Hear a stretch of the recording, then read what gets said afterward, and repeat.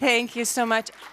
I have to tell you that Rupa has such an influence on people that everyone is excellent in her presence. So it's such an honor to be her friend. My name is Zuzanna Lewandowska. I am the council member for European Relations at the World Women Foundation. I'm also a social entrepreneur from Poland. I am so honored to open this first panel of our full-day conference. We are going to talk about disrupting the future and how women empowerment plays a role within the whole spectrum of important issues that we need to tackle. And it is my great honor to invite to the stage our esteemed panelists. Would you please join me? Let's make ourselves comfy and sit down. On this very beautiful morning, I have with me, I'm so pleased, so honored, Stientje van Veldhoven, who is Vice President and Regional Director at the World Resources Institute. And also with me is Sandrine Dixson-Declève. I'm so happy to have you here, President of Club of Rome. We have one panelist who hopefully will join us, so please, if you see Annemarie Howe somewhere in the foyer, or if she shows up, she represents the United Nations Office of Partnerships. Please send her our way. She's most welcome to join us. So one of the reasons why World Woman Davos Agenda was introduced is because we just want to make sure that there are more women in places, in decision-making places where women are not necessarily always invited, and that the representation is being is there, but sadly women needs to make sure that this happens. And during this panel we are going to address a lot of pressing issues, somehow setting the stage for other conversations, more more thematically focused. Throughout the day we are going to talk about issues like climate change, energy efficiency, economic development, and how this all is and how it all is related to women empowerment, or how women empowerment can help to foster and promote these changes that are necessary. And we always, thankfully, we talk about how these pressing changes affect women and children. For example, women are the most affected group by climate change, etc. But let's flip the question, because we're in Davos, and let's ask how advocating for gender equality can actually help positively disrupt and influence changes made in these pressing issues like climate change, like peace and security, like energy and efficiency, etc. Stientje, would you please begin? Sure. Oh, yeah. Thank you so much, and thank you for organizing this. And having a close group of old friends is crucially important. Sandrine and I are also old friends, and new friends actually, starting up also a partnership with another group of amazing women. And I think we cannot underestimate how important it is that we come together, that we showcase, that we learn from each other, that we network. So I briefly heard the introduction. Yes, make sure that you connect to at least 5 women you did not know before, because that is what this is about. It's the most wonderful networking opportunity of the year, because everybody is here for that reason, right? So make sure we connect, because having those connections, having a network is one of the most influential things you can do for yourself in your career, your professional development. So as a start, I just wanted to underline that. Thank you for that. And I think we can all help each other there. And I think that is what women have to do, right? That we have such a gap to close. Let's at least make sure that we help each other in closing that gap. And you can all be instrumental. You're here, therefore you have a role, therefore you have a responsibility also. So care for each other, not just for your own role. And let's get started with that. On your question of disruption, really love that question actually, because I've been a politician before I joined the World Resources Institute. And before that, I had many other roles, and I was actually always on the side, actively involved in seeing if we could promote the role of women. We run up against some very deeply entrenched patterns in our society, things that we are not even aware are relevant in providing, let's say, a barrier for women to take their role as half of the world population, just over half of the world population. And as we are disrupting our society, these are also the moments that we could actively disrupt other patterns, right? If the IT revolution, if the AI revolution is rewiring our society in a sense, let's make sure that we then take that moment to also rewire part of that reptile brain that we don't all see. And with all the criticism on algorithms, and I share the fact that we need to be very careful in what's in those algorithms, but as we make them, at least they're visible. And that means that we can also change them. So let's make sure that these algorithms don't just replicate towards the future what has been in our reptile brain for centuries, but that we actually craft them in the way that we feel what represents a just and equitable society. So let's also see it as an opportunity. Let's see what we can do there. Thanks. Thank you so much. I'm so happy to see Annemarie Ho, Executive Director at the United Nations Office for Partnerships. Thank you so much for joining us. We're so happy to have you. I'm just going to repeat the question because this is the first question that goes to all of you. And it is how can gender equality influence the disruption made in critical areas such as climate change, sustainable economy, threats to security and peace globally. Would you please continue? Take the first question. Sure, Zuzanna, and I love what Stientje just said, and let me build on that in several different ways. The first is that gender equality is no longer just a stat. And I want to make that very clear. This is not just about quotas. Gender equality is fundamental if we are going to solve today's critical issues. The complexity and the wicked problems that we're faced with can only be solved if there are more women, not only in decision-making power, but also more women who have access to education, because that will have a direct impact in terms of getting more women in power across the globe, not just in the West, in particular, not in the West, but also it's fundamental in terms of realizing that that rewiring of the brain is also making sure that we bring in some of the deep intrinsic values of women in the way in which they look at issues and the way in which they solve the complex problems that are before us. The triple planetary emergency, coming out of COVID, the consciousness that actually it was the informal economy, it was access to social care, and who were all the social workers, women, etc., that saved us. So I think it's fundamental to both rewire the brain, but where is that disruption? To say we are here not only because we deserve a place, but because we're going to get you out of the mess that you created. And that is fundamental. So that's the first point. Now a point more coming to the other side that Stientje very clearly indicated and that you brought up around building networks and building friendships.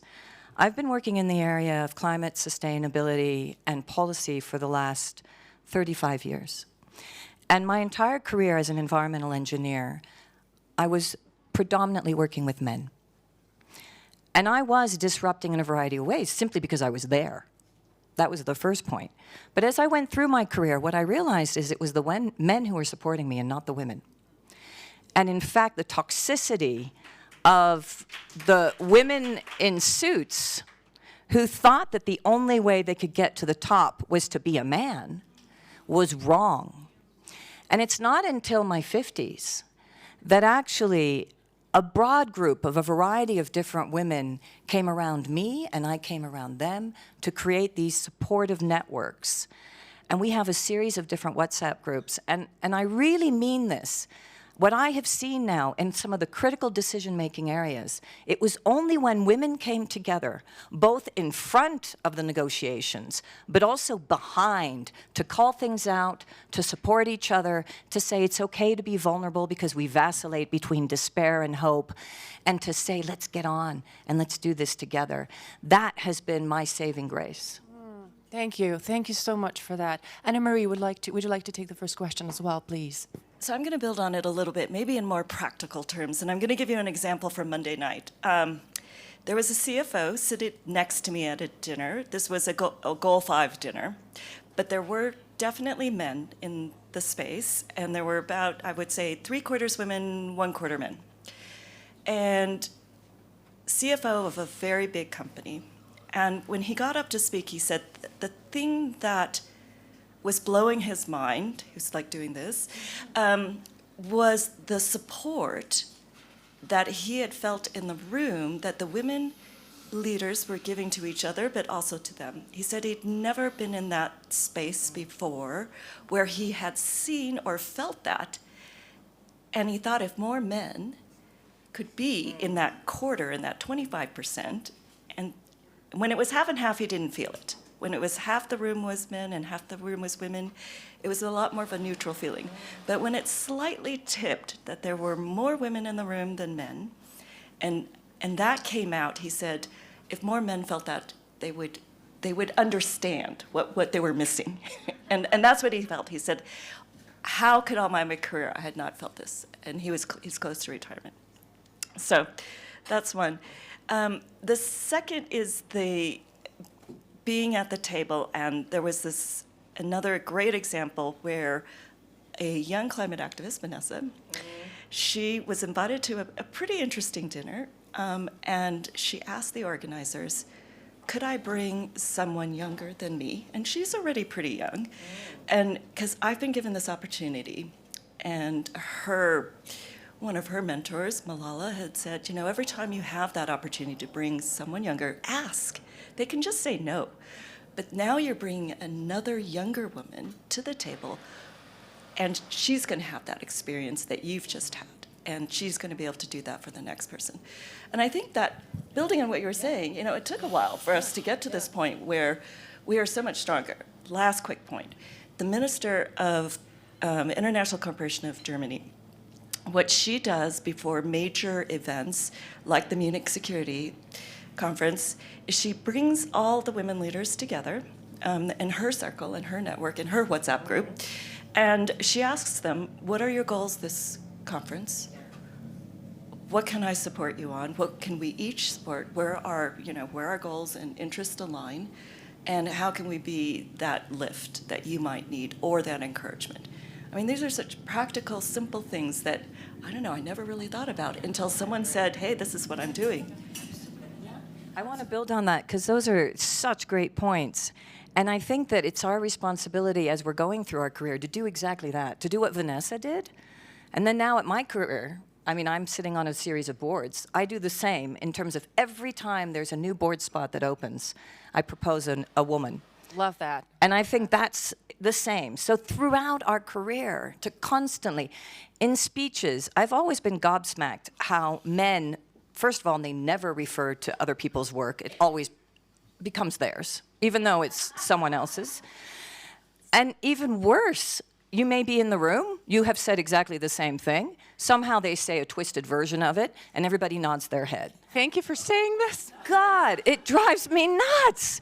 So what I've done now is every single time I speak, I refer to other people's work, especially women, and I make sure that I refer to someone who actually was in the room and said something similar. Like, I'm going to build on what you just said. Thank you very much. That was so astute. Women do that, men don't. That's also how we disrupt, because it shows that it's about collective thinking. Yes. We cannot solve this alone. We've gone so far into the ego that we've totally forgotten the eco. And I always say we have to move from the ego to the eco, from the me to the we, and that's when we start to actually act in terms of facing the challenges that we have in front of us. I love that. Thank you so much. Stientje, you wanted to follow up a little bit? Yes. I actually happen to know the minister from Germany. And when I was Minister for the Environment, we did exactly the same. And now when you mention it, it was all women in that group, right? So I brought together the progressive political leaders at that time, and we would meet up before every council meeting and say, where can we push from what our basically our instructions are, or what our mandate is? How could we jointly push for more ambition? And we actually did, and it was just wonderful to see that at work. So it's also a question of doing it, teaming up, and getting more ambition. One other point I wanted to bring in: this should not be. We should not create our own gap between men and women, right? So I really loved your point about the quarter of men in the room. because we will need to do this together, and we will need both men and masculine and female qualities if we want to solve all the problems that we have. So we also need to make sure that while we strengthen the female networks and the women networks, that we also actively make sure that we engage with those men who do see this, right? And that we bring them into this, and that we jointly chart our path forward. So just another point I wanted to make. Then can I say finally one point? I mentioned we talked about the technologies, and I mentioned, of course, the algorithms. But earlier on in my career, I've also worked on the position of women in developing countries. And one of the things that struck me so much was they cannot get a bank account in many countries. And now technology with mobile money, for example, is enabling women to basically overcome those archaic rules which still exist in some countries, which disable women to actually build their future, care for their children, invest their money, and become entrepreneurs. So when we are talking disruptive future and technologies, I think the fact that technology can sometimes also help to overcome these kind of barriers that have culturally been there for so long and that would be hard to change along cultural lines, these kind of technologies also enable us to break through. Thanks. Thank you so much. I have a ton of questions. We have 15 minutes. I would keep you the entire day today if it was up to me. Sandrine, I have a question for you. It is important to set the stage before we jump into more nuanced conversation throughout the day. Over the past years, you spoke so eloquently, extensively, and powerfully about the first, summarizing the limit of growth, the commemoration, as you say, not anniversary. It was 2 years ago, if I'm not mistaken. But also about your book, Earth Whirl, that I highly recommend. It was published. Okay, I didn't know. I didn't know Sandrine was bringing it. It was published 2 years ago, if I'm correct. You speak extensively about a well-being economy and also about the 5 key turnarounds that are essential for building a sustainable economy of the future, one of which is women empowerment. Could you please talk about what a well-being economy is in relation to the topic that we're most interested in, which is women's empowerment? Thank you. And I really appreciate the fact that you've read up on what I'm doing, so thank you for that. It's a pleasure. So the first thing is, let me give you a little bit of background about this book, because it's really important. The Limits to Growth was written actually in 1972, and speaking about algorithms, it was the first time that MIT researchers who were commissioned by the Club of Rome, started by a businessman, by the way, Aurelio Pache in 1968, they used these huge, massive computers to do what we call system dynamic modeling, to look at integrated approaches to both social tipping points and environmental tipping points. I mean, it's quite amazing. And if you read the original book, you'll see that actually by the 2020s, we do reach tipping points. And this was read by a series of different politicians from across the globe. And what's interesting is that, of course, neoliberalism was growing at that time as well, and in particular pushing for GDP growth, totally the antithesis of what we were saying in the original book, which is there are limits, you do live on a finite planet, and we need to think about this, otherwise we're going to hit these tipping points. All of the male leaders at the time, in particular those that were on the right or even in the center, neoliberalists, said there are absolutely no limits to growth. And here we are today. So that's the first point. The second point is that actually the entire book was predominantly written by Dana Meadows. Dana Meadows, who was the wife of Dennis Meadows. And there are so many famous wives out there, or concubines, or other, who actually supported men, whether it be Rodin, any other man in history, either stole the work of another wife, or another woman, or somehow inspired themselves. Well, what happened with Dana was that actually 2 things. One, when the Club of Rome published the book and her husband asked, can Dana become a member of the Club of Rome? And I'm ashamed to say this. Aurelio, who was an enlightened man, said, no, it's not time for women yet. So that was the first point. Second point, Germany refused to have her on the front cover because they said women don't sell books. Okay?